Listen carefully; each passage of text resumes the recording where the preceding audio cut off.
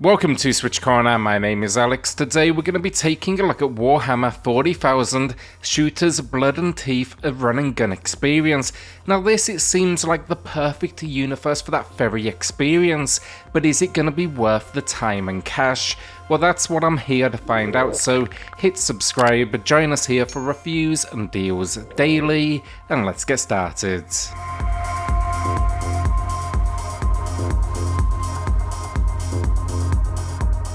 If you are thinking about grabbing this one, then from the eShop, consider using cornershop.gg for discounted eShop credit. It's instant delivery via email, and you'll get 10% off at checkout using code CORNER. Also, if you want a physical edition, this has both a standard and a collector's edition available too. Both are linked in the pinned comment down below. Story then, and its light stuff. This is following the Orks and going for something that's a little more comedic over anything else. Opening the game, we are in a copter of sorts. We're expending ammo on a battlefield and whoever may be below. Honestly, it seems we are having a blast, or at least that is until our leader rocks up behind us and steals our headwear. Following this, they kick us from the copter. We are now on a path of revenge. We not only want our clothing back, but in the process we may just earn an army along the way. We'll basically be blasting our way through what is the human city of Luteus Prime. But yeah, the idea, we are an outcast of sorts, and that means if it moves, kill it. It's incredibly light stuff for the Warhammer universe, but the Orks, they were a good choice of character to lead this one, and along the way we'll be meeting a few classic units as well, so think the likes of the Space Marines. Honestly, I think it could have done more, especially with the number of armies out there, but fans, they will no doubt still enjoy the unique spin. This one is a run and gun experience. We'll be tasked with overcoming 16 levels, roughly 3 hours of gameplay, and dependent on our patience, we do get 3 difficulty options to choose from. It's also then supporting single player gameplay as well as multiplayer. That's support for up to 4 players, and it can be local, online, and that is going to be co-op or even a versus mode as well. Overall though, a relatively traditional run and gun experience. Think platforming, shooting, and it's been designed with a twin stick setup, so think that is movement with the left stick, aiming with the right. We can then jump and double jump with the triggers, as well as use support weapons and actions such as a dash ability, a hammer attack that's kind of going to destroy those around you, and then you can even throw grenades as well. This is one thing though I really liked. It's actually a class-based system. Loading into the game, you'll choose which you want, and that actually impacts your secondary weapon as well as the ability. So my character dashed, others they have alternative actions, so think the more passive, you may fire but not deplete ammo. It is kind of a randomized system. Over the 16 levels then though, we'll be collecting up in-game currency. These are limited numbers of chests that are shown on the world map. That is only viewable, weirdly, should you quit out of the game. You never return to this actually during your progression.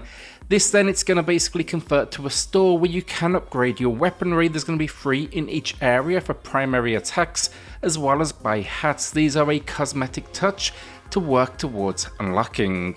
The weapons though, we get a number of options. We get pistols, machine guns, shotguns, flamethrowers, and rocket launchers. This can be changed on the fly, and each mission gives you an option to switch out that loadout. Additionally, you can do this as well at checkpoints, which also give you access to the store.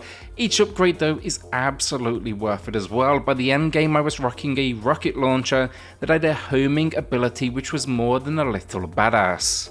Outside of the traditional run and gunning then, we often get rooms that have us trapped. These are known as kill them all. I'm sure the name explains this, but in these moments we need to wipe out all enemies, and these waves, they come in thick and fast. Additionally, we also get the occasional environmental puzzle, but these are nothing more than a few switches to interact with in the environment, and also of course some boss encounters. There's a nice variety in these bosses as well, especially when it comes to their scale, but honestly they are relatively simplistic with repetitive patterns.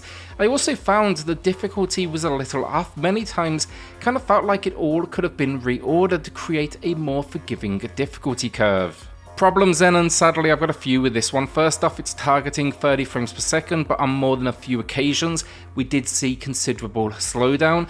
We also had dramatic drops during large swarms of enemies during those kill them all moments. The levels as well, for the most part, it's kind of pretty bland in its design, a straight linear path with quite a bit of repetition in its layout.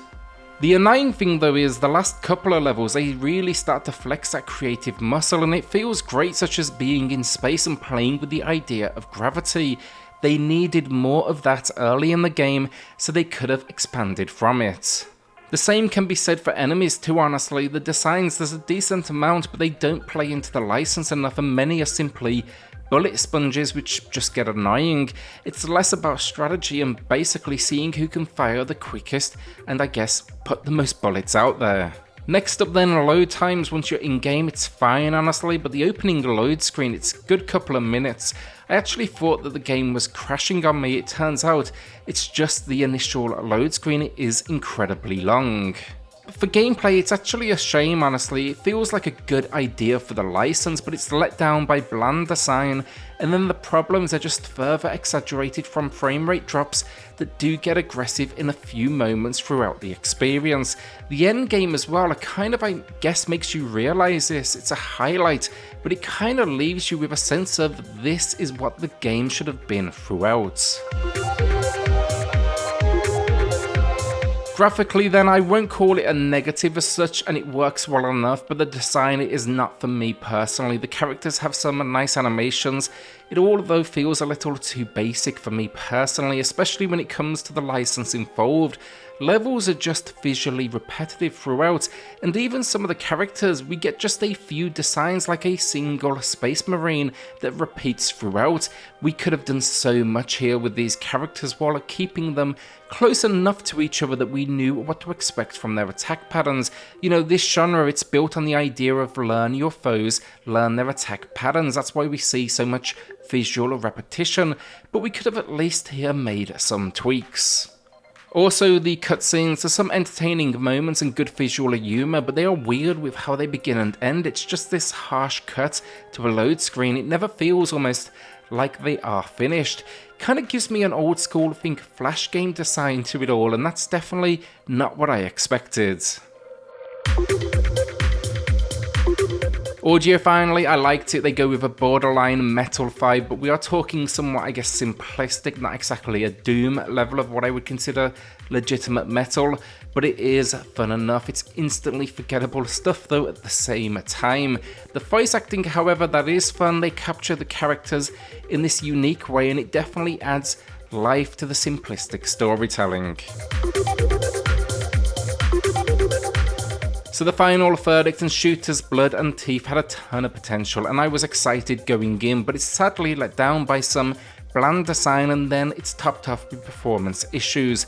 The core idea though is solid, a run and gun game with a Warhammer spin that packs multiple difficulties, and then this store to work on some basic upgrades. It even has some fun encounters like boss moments to kind of top it all off. Sadly though, when you get to the end game, you'll see a couple of levels that are really very good, and you'll sit there and say to yourself, this is what the game should have been throughout. Instead, we're left with what is a mostly basic example of the genre with, I guess, a few modern tweaks. That said though, even with the performance issues, I still had fun, but I do struggle today to give it a recommendation. With that in mind though, I'm giving it a below average 4 out of 10. I think fans will find elements to like, but it may be worth now waiting on a sale. Even then, you're going to need to go in and be somewhat forgiving, especially when it comes, as I said, to that performance, unless they do get a patch out. Will you be adding this one to the library then? Let me know in the comments down below. Then hit subscribe, join us here for reviews and deals daily, and I'll see you all on the next video. Thanks everyone.